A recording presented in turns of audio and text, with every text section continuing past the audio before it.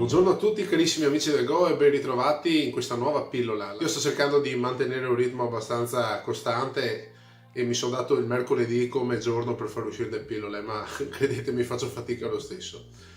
Comunque andiamo avanti. Allora, questa è una pillola un po' più filosofica, qui non andiamo sul pratico ma tratteremo un tema che a me è molto caro e mi piaceva così condividerlo con voi, perché qualora scopriste che il Go è effettivamente una passione che vi piace portare avanti e cominciaste anche a giocare partite su tornei o anche partite amichevoli con persone che sanno già giocare, è importantissimo mantenere un codice di condotta fondamentale, che quindi trascende tutto il discorso delle regole, dei trucchi, delle tecniche e quant'altro, però è importantissimo.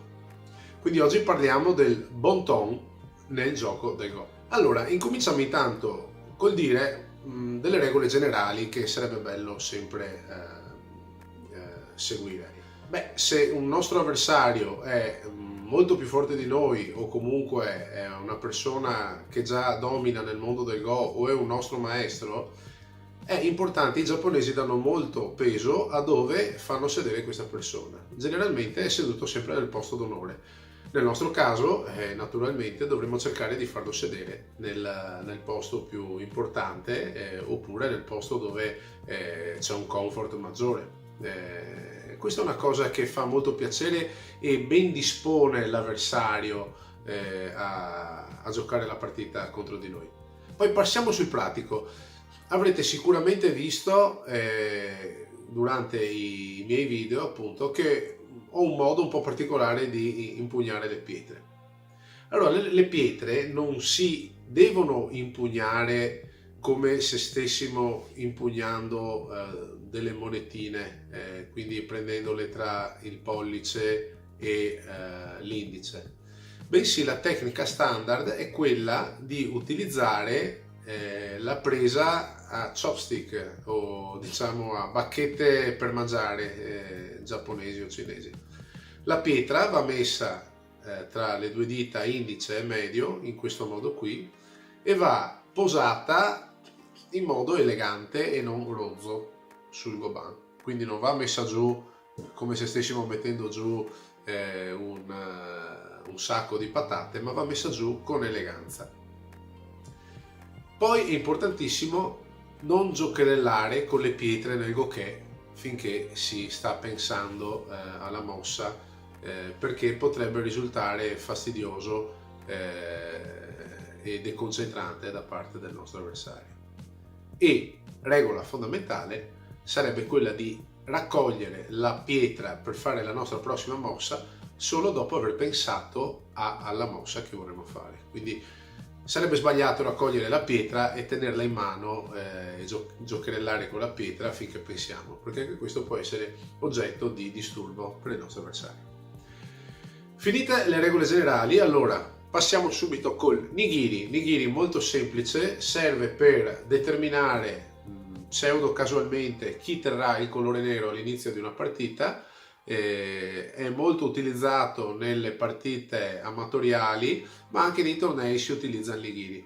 Come funziona il nigiri? Si prendono a caso i due gokè, visto che i gokè sono molto anonimi, non sappiamo quando sono coperti dove ci sono le bianche e dove ci sono le nere, si scoprono. Allora chi si trova le bianche raccoglie una manciata di pietre bianche e le appoggia sul goban nascoste. Chi ha le pietre nere raccoglie una pietra se pensa che le pietre bianche raccolte a caso siano dispari, oppure due pietre se pensa che le pietre raccolte nel gokè bianche siano pari.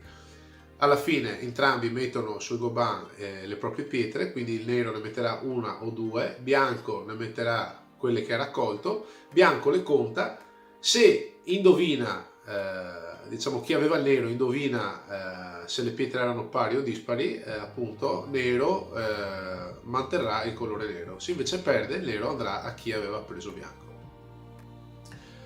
Andiamo avanti.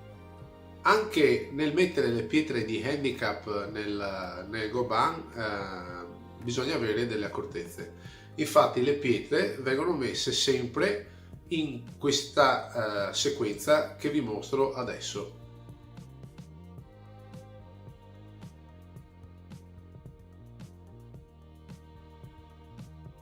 L'augurio iniziale è importantissimo. Prima di cominciare una partita, se siamo in Italia, buona partita va benissimo.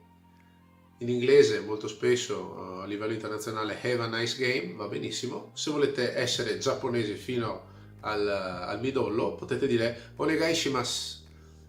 E questo è il modo per cominciare bene una partita.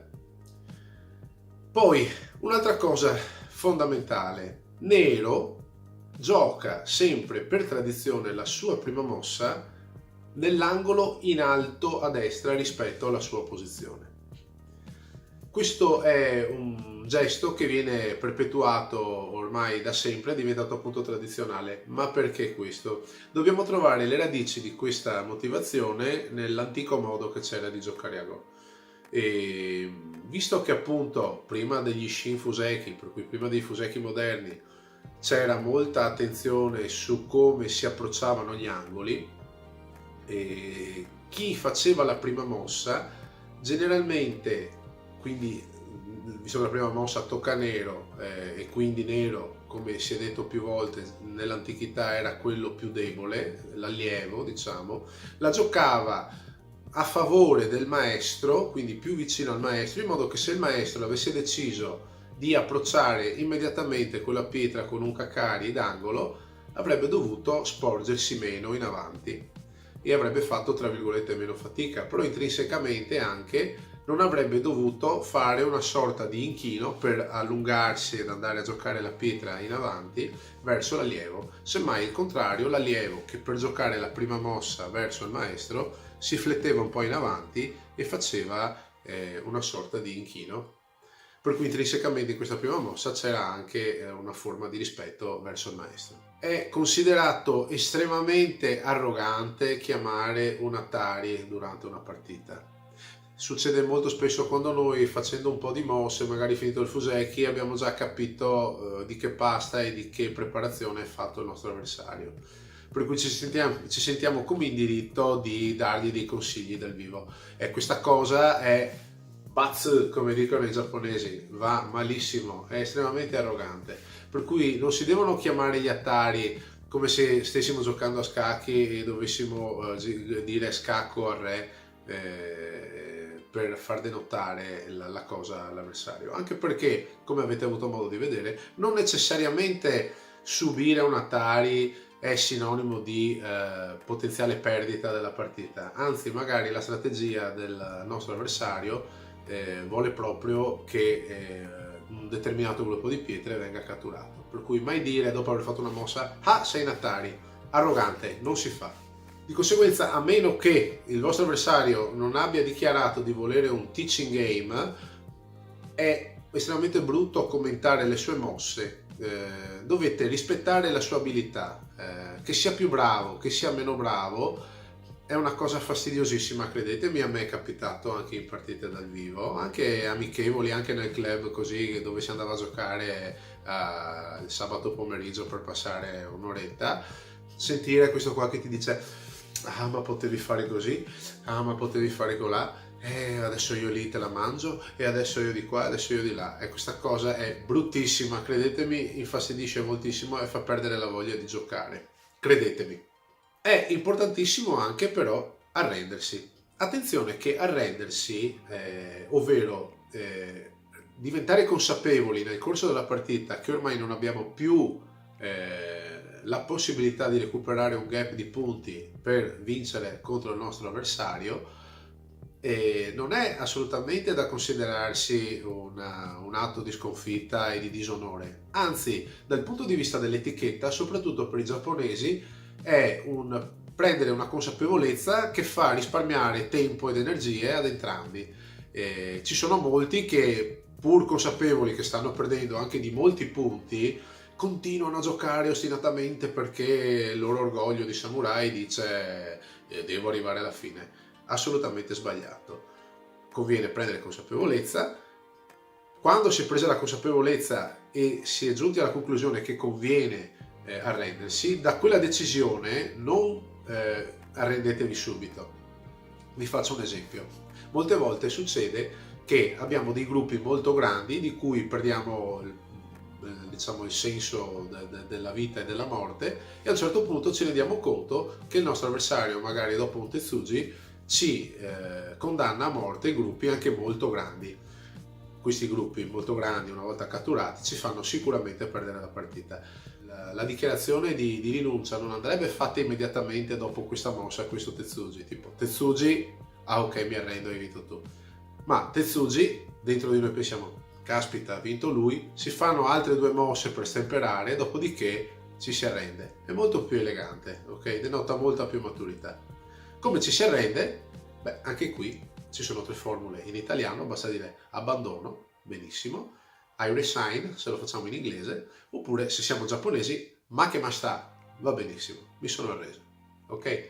Alla fine è importantissimo ringraziare per la partita che si è appena fatta, quindi grazie per la partita, thank you for the game, domo arigatou gozaimashita, se lo diciamo in giapponese, ok? È importantissimo perché denota anche questo un senso di rispetto nei confronti del nostro avversario, che si vinca o che si perda, va benissimo, eravamo amici prima, siamo amici durante, siamo amici dopo. Il Go insegna molto anche questo, anche nelle buone maniere. Se ritenete invece di avere un livello nettamente superiore al vostro avversario, potete proporgli alla fine della partita eventualmente un commento. Se lui ha voglia di imparare, anche lui percepito che voi siete molto più bravi di lui, per cui sente che da voi può imparare qualcosa, sarà lui stesso a dirvi ma certo, volentieri, e magari potete commentare insieme le mosse, e lì sì allora dire, sbottonarvi e dire guarda qui potevi far così e lì potevi far colà, sempre con una certa maniera, mai ostentare arroganza. Benissimo, se invece giocate su internet, qui le regole grosso modo sono sempre le stesse, però in base al server in cui stiamo giocando ci possono essere dei comportamenti che danno veramente fastidio. Anche qui l'augurio iniziale all'inizio e alla fine della partita è anche quello fondamentale, per cui anche molto sintetico, per cui have a nice game, generalmente io scrivo sempre in inglese perché davanti ci si trova avversari di tutto il mondo, per cui have a nice game, thank you for the game, THX, ok, thanks, va benissimo, qualsiasi cosa. E da evitare invece il sandbagging. Il sandbagging è un modo per determinare, diciamo, il barare sul proprio grado. Ci sono molti sandbaggers che per avere il falso senso di rivalsa e di vittoria verso un avversario settano il loro grado molto più basso del loro grado reale. Cosa vuol dire? Che se ad esempio io sono un 20 Q, mi metto che sono 30 Q, così quando gioco con un 25esimo Q che crede di giocare contro un 30 Q, in realtà gli faccio un mazzo così perché in realtà sono 20esimo Q. Questa cosa ovviamente frustra l'avversario, che se non è scemo capisce benissimo che lui non sta giocando contro un 30 Q. A me se ne sono capitati tantissimi, giocavo magari anche per voler insegnare qualcosa a qualcuno che si dichiarava 20esimo Q, io ero 10° Q e mi asfaltavano, in realtà scoprivi che questi erano 5° Q. Ci sono anche questi personaggi qui. Se giocate nei server online tipo KGS, evitate l'escaping. Che cos'è l'escaping? Anche lì, visto che il grado e la progressione del grado viene attribuita nel momento in cui finisce la partita, succede che molti, quando stanno annusando che stanno perdendo, non fanno finire la partita, ma staccano il modem, ok, fanno cadere la linea e così il server non registra la fine della partita e il grado non va a modificarsi e loro ne cadono sempre in piedi e puliti. Anche se in realtà KGS li segnala con una tilde sopra, vuol dire questo è un escaper, cioè uno che vuole fare il furbo. Ci sono anche questi, voi cercate di evitare di fare questa cosa qui. Poi c'è il kibitzing, è un altro termine, evitate, è il discorso che vi facevo sui commenti durante la partita. Ci sono molti giocatori che prendono le partite su server come KGS dove si gioca dal vivo come una sorta di chat room. Allora si inizia la partita, poi c'è di fianco la casellina per la chat e questi cominciano a scrivere la storia della loro vita, non solo commenti sulla partita ma commenti sul Go eccetera, come se avessero bisogno di un amico. Allora ben venga, il Go è un ottimo strumento per farsi nuovi amici, ma nel momento in cui si sta facendo la partita si fa la partita, punto e basta. Un'altra brutta tendenza è invece a far partite solo con giocatori più forti di noi, perché generalmente tutti gli algoritmi di tutti i server nei loro calcoli considerano che se uno perde con un avversario più forte guadagna molti punti elo per cui il grado va su. Se invece perde con un avversario molto più forte, la formula è fatta perché appunto vabbè ma era forte, quindi perdi un po' ma non abbastanza, per cui ci sono molti arrivisti, chiamiamoli così, che giocano solo ed esclusivamente contro giocatori più forti perché vogliono arrivare in alto. Anche questo sarebbe una brutta pratica da molti punti di vista, non solo dal mio, ma da chiunque si approcci al Go in internet, perché è importante far crescere anche gli altri. Per cui ad esempio su server come DGS ogni tanto compare una stellina, medaglia di bronzo, medaglia d'argento o medaglia d'oro, per aver giocato N partite con giocatori più deboli di te. Ovvio che se io in questo momento che sono un ottavo Q gioco contro un quindicesimo Q che mi fa il sandbagger, lì mi prendo una bella bastonata perché il mio grado si abbassa di molto e il suo grado aumenta anche di molto, però non c'è niente da fare. Dovete cercare di avere un po' l'equilibrio. Ultima cosa, evitate di usare editor durante partite online, proprio ad esempio come KGS dove fate le partite dal vivo, non avete la possibilità mossa per mossa di fare tutte le varie sequenze per capire dove state andando a parare. Allora molti che barano si mettono lì con il tablet e con un editor fanno tutte le prove prima di fare la mossa. Anche questo è un losco modo di barare che se fate delle partite online non vale la pena fare. Ovviamente io vedo il Go come un modo per migliorare me stesso nell'ambito del Go, però per sfidare la mia mente. Se lo scopo è quello di dire c'ho un bel grado alto e sono bravo e vinco sempre, oltre che essere un atteggiamento estremamente infantile, non mi darebbe soddisfazione, perché io gioco a Go perché mi piace. Se poi arrivano anche le soddisfazioni, ma sono soddisfazioni che appagano me. Grazie quindi per l'attenzione, finisce anche questa pillola, è stato un piacere e ci vediamo la prossima settimana con un'altra tematica. Ciao a tutti!